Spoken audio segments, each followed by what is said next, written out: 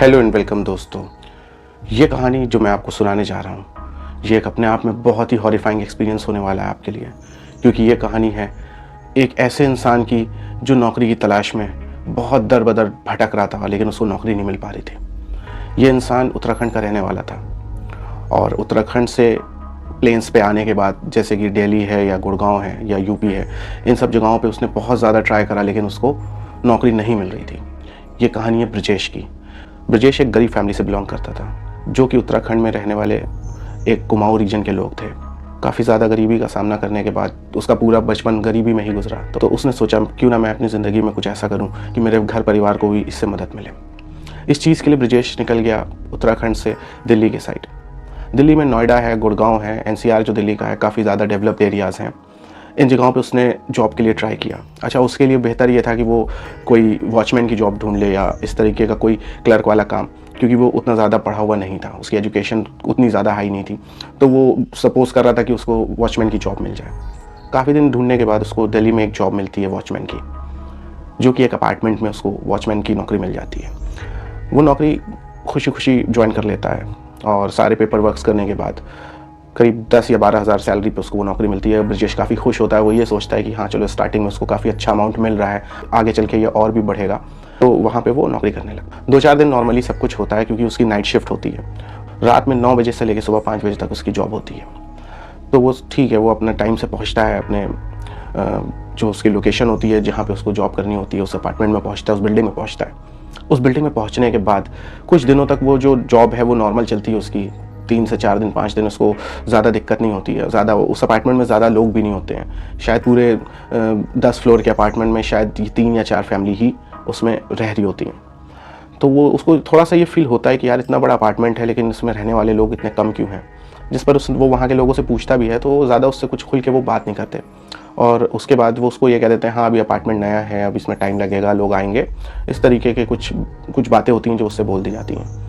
अब ब्रजेश वहाँ पे अपनी नौकरी ईमानदारी से कर रहा होता है। एक रात ब्रजेश 9 बजे जब आता है, तो अपना खाना वाना खाने के बाद वहाँ पे बैठ के अपनी ड्यूटी दे रहा होता है। तभी ब्रजेश को एक कार आती हुई दिखती है उसके अपार्टमेंट में। ब्रजेश उसको रोकता है। एक आदमी जिसको उसने पहले कभी नहीं देखा होता है, वो आता है। वो बताता है कि मुझे 5th फ्लोर पे फ्लैट नंबर 42 पे जाना है और इस फ्लैट में मेरे कोई रिलेटिव्स हैं या वो।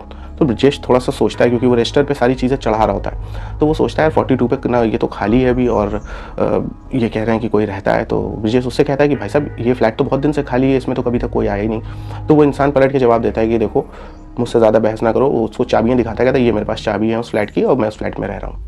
ब्रजेश कहता है ठीक है। वो इंसान आगे जाता है एंट्री करा के, और जाके गाड़ी पार्क करता है। फिर वो चला जाता है लिफ्ट से ऊपर। ब्रजेश बिल्कुल ध्यान नहीं देता, भूल जाता है, फिर अपने काम में लग जाता है, बैठा रहता है, क्योंकि खाली वक्त में वो क्या करे, अपना मोबाइल चला रहा होता है। रात के करीब 2 बजे ब्रजेश को एक आवाज़ आती है, किसी के चीखने की, बहुत तेज़ चीखने की आवाज़ आती है। तो ब्रजेश एकदम से चौंक जाता है, क्योंकि सन्नाटा हो रहा होता है, बहुत साफ उसको आवाज़ सुनाई देती है, और उसको ये फील होता है कि कहीं ना कहीं ये आवाज़ उसी अपार्टमेंट से ही आई है। तो ब्रजेश दौड़ा दौड़ा जाता है, सीढ़ियों पे जाके सुनने की कोशिश करता है, लेकिन उसको कोई भी आवाज़ नहीं सुनाई देती या कोई भी आहट फिर नहीं लगती। तो ये सोच के ब्रजेश थोड़ा सा घबरा सा जाता है और जाके फिर अपनी चेयर पे बैठ जाता है, ड्यूटी देने लगता है। कुछ 10-15 मिनट बीतते हैं और फिर बाद उसको एक एहसास होता है कि जैसे कोई सीढ़ियों पे उतर रहा है और हंसते हुए उतर रहा है, जैसे एक हंसी की एक बहुत अजीब सी डरावनी हंसी की आवाज़ हो, जिसको वो सुनता है और घबरा जाता है और धीरे धीरे उठ के जाता है और देखता है कि सीढ़ियों पे ऐसे झांक के देखता है कि यार ये आवाज़ कैसी आ रही है, कौन उतर रहा है इस तरीके से इतनी रात में हंसते हुए। 2:15 का वक्त हो रहा है और इतनी रात में कौन आ रहा है। और लोग मोस्टली जो लिफ्ट होती है उसको यूज़ करते हैं फ्लैट्स में, तो ये सीढ़ियों से कौन उतर रहा है। ब्रजेश काफ़ी देर तक देखता रहता है, लेकिन कोई भी नहीं उतरता। अब ये चीज़ ब्रजेश को कहीं ना कहीं अंदर से उसके अंदर उलझन पैदा कर देती है। वो ये घबरा जाता है ये सोच के कि यार मैं ड्यूटी दे रहा हूँ, कहीं कोई बात हो गई, कोई चोरी हो गई तो सारी जिम्मेदारी मेरी है, मेरे ऊपर इल्ज़ाम आ सकता है या मुझे नौकरी से निकाला जा सकता है। इस डर के चलते ब्रजेश धीरे धीरे अपने कदम आगे बढ़ाने लगता है और इस फ्लैट की सीढ़ियों पर चढ़ने लगता है धीरे धीरे। फर्स्ट फ्लोर पे जब वो जाता है तो बिल्कुल सन्नाटा होता है। सारे फर्स्ट फ्लोर के सारे जो फ्लैट्स होते हैं वो सब बंद होते हैं, लॉक्ड होते हैं, क्योंकि उसमें कोई भी नहीं रह रहा होता है। सेकंड पे जाता है, सेकंड में 1-2 फ्लैट उठे हुए होते हैं, लेकिन वो भी बंद होते हैं, मतलब वहाँ भी लाइट नहीं जल रही होती है, और वो आप फ्लैट में कोई हलचल नहीं होती उन फ्लैट्स में भी, वो लोग सो रहे होते हैं उस फ्लैट वाले। अब धीरे धीरे वो चढ़ते चढ़ते 3rd फ्लोर, 4th फ्लोर और 5th फ्लोर पर पहुँचता है। अब जब वो 5th फ्लोर पर पहुँचता है तो उसको फ़ील होता है कि जैसे जो कॉरिडोर होता है, उसमें अचानक से जैसे ही वो ऊपर चढ़ता है, झाँकता है, तो उसको लगता है कि जैसे कोई एकदम से हँसता हुआ भागा हो उस कॉरिडोर में। ये देख के वो ब्रजेश बहुत ज़्यादा घबरा जाता है और बहुत ज़्यादा अपने आप अंदर से शिवरिंग करने लगता है, कँपकँपाने लगता है और उसको अजीब सा डर लगता है। फिर अचानक से उसको ऐसे कानों में आवाज़ आती है, ब्रजेश। ये सुनते ही ब्रजेश के हाथ-पैर फूल जाते हैं और वो बहुत तेज़ चिल्लाता हुआ नीचे भागता है और भागते हुए सीधे आता है, बाहर खड़ा हो जाता है आके अपने, उस अपार्टमेंट के बाहर रोड पे आके खड़ा हो जाता है और वो देखने लगता है और उसको समझ में नहीं आ रहा होता मैं क्या करूँ, ये हुआ क्या है? अच्छा, जब ब्रजेश ये चीज़ हो रही होती है तो ब्रजेश जब भाग के आ रहा था तो वो ये देखता है जो कार वो रात में आई थी उस वक़्त, जो रात में एक बंदा आता है कार से उसको कि मैं इस फ्लैट नंबर 42 में जो 5th फ्लोर पे है, मैं उस पे रहता हूँ और या मैंने उसको ले लिया है, वो कार वहाँ पे मौजूद नहीं होती है। तो ब्रजेश ये सोचता है कि यार ये बंदा, अभी ये कार थी, वो बंदा ऊपर था। अब ये सोच के ब्रजेश को और ज़्यादा डर लगने लगता है कि यार अचानक से ये कार कहाँ गई और मेरे सामने तो कोई गया भी नहीं। हाँ, बस उस वक़्त वो जा सकता था जब ब्रजेश स्टेयर्स पे चढ़ रहा था, सीढ़ियों पे चढ़ रहा था, तो हो सकता है वो बंदा लिफ्ट से उतर के वो कार लेके चला गया हो। लेकिन कहीं न कहीं ब्रजेश को इस चीज़ की एक दिमाग में एक वहम बैठ जाता है और एक डर बैठ जाता है कि यार ये हो क्या रहा है? सब कुछ ठीक चल रहा था जब से ये कार आई है, ये बंदा आया है और इस बंदे के आने के बाद से सारी चीज़ें होने लगी अपार्टमेंट में और सारी घटनाएँ घटने लगीं। कोई बात नहीं, ब्रजेश बैठ जाता है अपनी कुर्सी पे, जैसे-तैसे खुद को समझाता है और फिर ऐसे करके पूरा एक दिन गुज़र जाता है। अगले दिन जब ब्रजेश 5 बजे अपनी ड्यूटी ऑफ कर रहा होता है, तो जो दूसरा वॉचमैन वहाँ पे आता है, जो उसकी ड्यूटी जब ऑफ होती है, तो जिस दूसरे वॉचमैन की ड्यूटी लगती है, वो वहाँ पे आता है। तो वो उससे पूछता है, कहता है कि यार अब मैं यहाँ पे नया हूँ, तुम जानते हो, मैंने कल रात एक ऐसी चीज़ देखी, ऐसी ऐसी आवाज़ सुनी, जो मतलब मैं बता भी नहीं सकता, मैं बहुत डर गया। तो वो जो दूसरा वॉचमैन होता है वो कहता है कि यार कैसी बातें कर रहे हो, मैं तो यहाँ पे पिछले 6 महीने से जॉब कर रहा हूँ और कभी ऐसी कोई बात नहीं हुई, हालाँकि मेरी जॉब दिन की है। तो ब्रजेश कहता है कि ठीक है, कोई बात नहीं, मैं देखता हूँ। ब्रजेश मतलब वो जो दूसरा वाला वॉचमैन होता है वो उसकी बात पे ज़्यादा ध्यान नहीं देता, उससे कहता है हो सकता है तुम रात में सो गए, तुमने कोई सपना देख लिया हो या वहम हो। लेकिन ब्रजेश अंदर से ये बात जानता है कि यार ये कोई वहम नहीं है, ये कोई सपना नहीं है, ये जो मेरे साथ हुआ है ये वो खुद जान रहा था और किसी को बताता तो कोई मानता ना। तो ब्रजेश जैसे-तैसे करके चला जाता है। अब जब रात में उसकी ड्यूटी का टर्न आता है 9 बजे, तो वो आता है। अब जब वो वहाँ पे आता है तो एक अंकल आ रहे होते हैं जो कि उसी फ्लैट में 3rd फ्लोर पे रह रहे होते हैं। वो उनके पास जाता है, कहता है अंकल, तो अंकल कहते हैं हाँ बोलो क्या हुआ? उनको लगता है कि ये वॉचमैन है, शायद ये नया है तो पहचान नहीं रहा होगा, तो वो कहता है कि अंकल मुझे पता है आप 3rd फ्लोर पे रहते हो, लेकिन मुझे कुछ एक ऐसा एहसास हुआ रात में जो मैं मतलब आपको बताऊँ शायद आप मेरी बात पे यकीन भी ना करो। तो अंकल उसको कहते हैं कि मतलब अंकल उसको घूरने लगते हैं और कहते हैं कि बस चुप हो जाओ, खामोश हो जाओ, कुछ भी मत बोलो। तो ब्रजेश को बड़ा अजीब सा लगता है, तो ब्रजेश कहता है अंकल बताइए, मुझे तो यहाँ जॉब भी करनी है और इस तरह से मैं अगर मुझे मतलब सच्चाई अगर नहीं पता चली तो कैसे चीज़ें हो पाएँगी? तो ब्रजेश कहता है कि अंकल से मतलब बहुत इंसिस्ट करता है, तो फिर अंकल उसको थोड़ा-सा दूर लेके जाते हैं और फिर उसको बताते हैं। उससे कहते हैं कि ब्रजेश देखो, तुमने यहाँ पे जॉब करी है, यहाँ बहुत से वॉचमैन पहले आ चुके हैं और सब ने, किसी ने 10 दिन में, किसी ने 15 दिन में जॉब छोड़ दी है। रीज़न ये है कि रात में ये अपार्टमेंट एक अलग ही कहानी बयाँ करता है। हम लोग खुद 9 बजे से पहले सब अपना जो भी ज़रूरत का सामान होता है चीज़ें लेके और इसमें पैक हो जाते हैं और कोशिश यही चलती है, क्योंकि ये रेंट पे हमने नहीं लिया, ये बिकने वाले अपार्टमेंट्स थे, सोल्ड होने वाले अपार्टमेंट्स थे, तो ये जितने भी लोगों ने यहाँ पे लिए हैं सबके इनके खुद के हैं, ख़रीदे हुए हैं। तो इनकी मजबूरी है हमारी यहाँ पे रहना, हम बहुत कोशिश करते हैं कि जल्दी से जल्दी इसको बेचें अपने अपार्टमेंट को और यहाँ से निकलें। तो वो पूछता है कि ऐसी बात क्या अंकल, ऐसा क्या है कि लोग यहाँ रहना नहीं चाहते और इस तरीके की चीज़ें होती हैं। वो अंकल ब्रजेश को बताते हैं कि ब्रजेश, ये जो अपार्टमेंट है इसके 5th फ्लोर में रूम नंबर 42 में एक कपल रहा करते थे। वो कपल बहुत एक दूसरे से प्यार करते थे और सब कुछ, ये बात है करीब आज से 7-8 महीना पहले की। तो वो जो कपल होते हैं वो एक दूसरे से बहुत प्यार कर रहे होते हैं और बहुत अच्छे से लाइफ को स्पेंड कर रहे होते हैं। वो बहुत प्यार मोहब्बत से रह रहे होते हैं, लेकिन धीरे-धीरे पता नहीं इस अपार्टमेंट की वजह से या यहाँ पे जो एक मनहूस आत्मा है उसकी वजह से या कोई एक ऐसी बुरी शक्ति है या काला साया है कि जिसकी वजह से उनके उस मोहब्बत भरी ज़िंदगी में एक ज़हर घुलने लगा। धीरे-धीरे उस लड़के का बिहेवियर चेंज होने लगा और वो अपनी वाइफ़ को बहुत ज़्यादा मारने-पीटने लगा। यहाँ तक कि नौबत इतनी आ गई कि उसने इतना ज़्यादा अपनी वाइफ़ को टॉर्चर किया, उसको 2-2 दिन तक वो रूम में बंद रखता था और खाना-पीना कुछ भी नहीं देता था।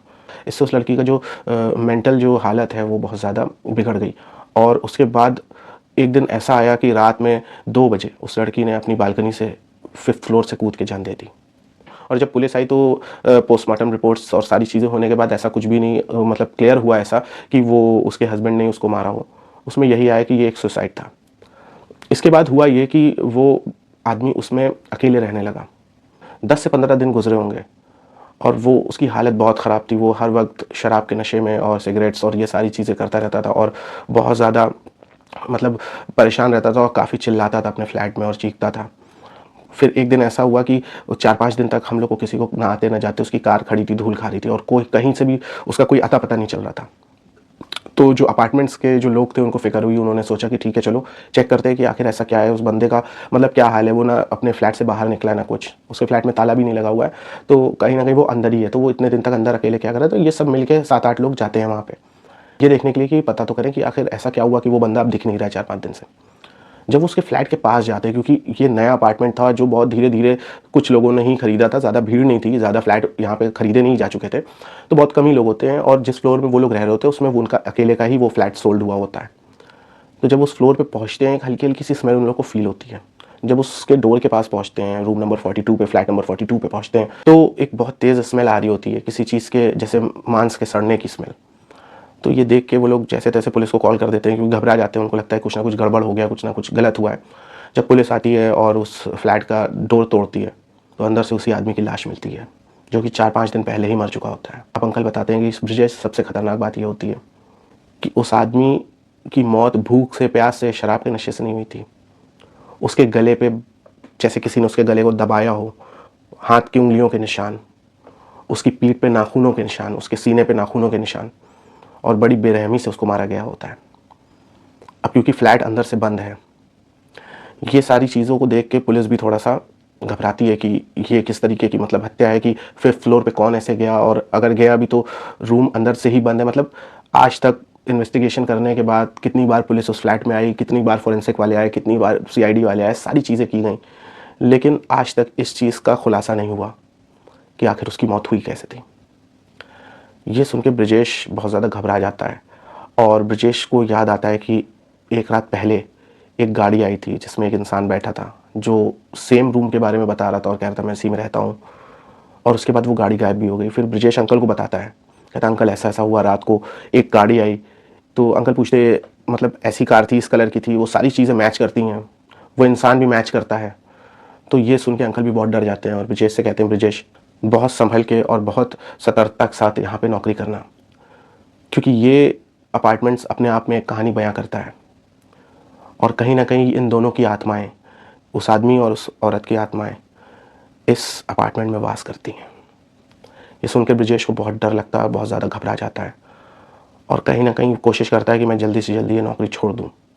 एट द एंड जब 1 महीना पूरा हो जाता है, आए दिन रोज़ उसको इस तरीके की आवाज़ें सुनाई देती हैं, रोज़ उसको वो कार भी दिखती है, वो इंसान भी दिखता है, और वो रोज़ फिर तो ब्रिजेश उससे पूछता भी नहीं है। वो जब भी उस कार को देखता है बहुत ज़्यादा डर जाता है और खामोशी से बैठ जाता है। वो आदमी ऊपर जाता है, वापस नहीं आता। फिर रात के किसी पहर पे वो कार गायब हो जाती है। 1 महीने तक ये चीज़ चलती रहती है।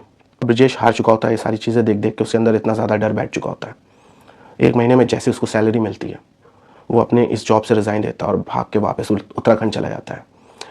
क्योंकि कहते हैं ना दोस्तों कि नौकरी जब आपको बहुत आसानी से मिल जाए और अच्छी सैलरी मिल जाए, सारी चीज़, तो ज़रूरी नहीं है कि हमेशा हर चीज़ सही हो। तो कहीं ना कहीं ब्रिजेश के साथ ऐसा ही हुआ। एक अलग ही अनुभव था जो कि ब्रिजेश के साथ हुआ दोस्तों। तो आपको ये वीडियो कैसी लगी, ये स्टोरी कैसी लगी? आगे और भी इसी तरीके की हॉरर स्टोरी सुनने के लिए मेरे चैनल को सब्सक्राइब कर दीजिए और वीडियो को लाइक कर दीजिए। अपने दोस्तों के साथ, अपने फ्रेंड्स के साथ, फैमिली के साथ शेयर भी करिए, क्योंकि इसी तरीके की हॉरर स्टोरीज़, हॉरर एक्सपीरियंस और रियल हॉरर स्टोरीज़ मैं इस चैनल पे आपके लिए लेके आता रहूँगा। तब तक के लिए थैंक यू, गुड बाय।